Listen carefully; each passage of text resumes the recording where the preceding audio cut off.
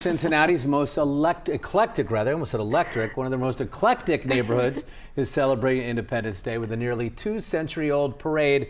A lot of live music, and there's electricity, I guess. I was going to say, it was you electric. need some electricity yeah, there it's electric every once tonight. in a while. WLWT News host Todd Dykes, live for us in Northside, where the good times keep on rolling. Hi there. Hi guys, yeah, it's definitely electric. That's the right word, Mike. You know, it's hard not to like free live music, and that's what people can enjoy tonight, tomorrow night, and during the same stretch on Saturday night here at Hoffner Park. Right now, pre-recorded Macarena playing, so a little bit of a different vibe, but it is all part of a long July 4th weekend that reflects Northside's determination to be different. The sound of marching bands complemented the many colorful sights on display during today's rainy 4th of July parade in Northside. I just love how it brings the city together. I feel like you get a real sense of what Cincinnati is at the Northside Parade. Like, it's the parade to be at. And people who marched once along Hamilton Avenue say it's hard not to go back.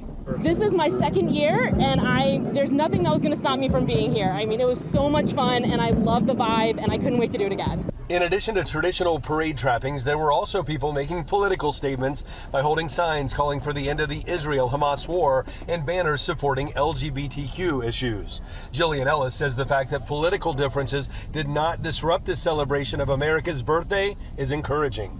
We're in a time where there's so much division. Anything that's going to bring us together, even if it's just for one day, to remind us we're one country and we can be one country. And I think that that's so important, and why this comes at almost, there's no better time for this to be happening. But I think Northsiders are always up for anything and always inclusive of everyone, so that's pretty sweet.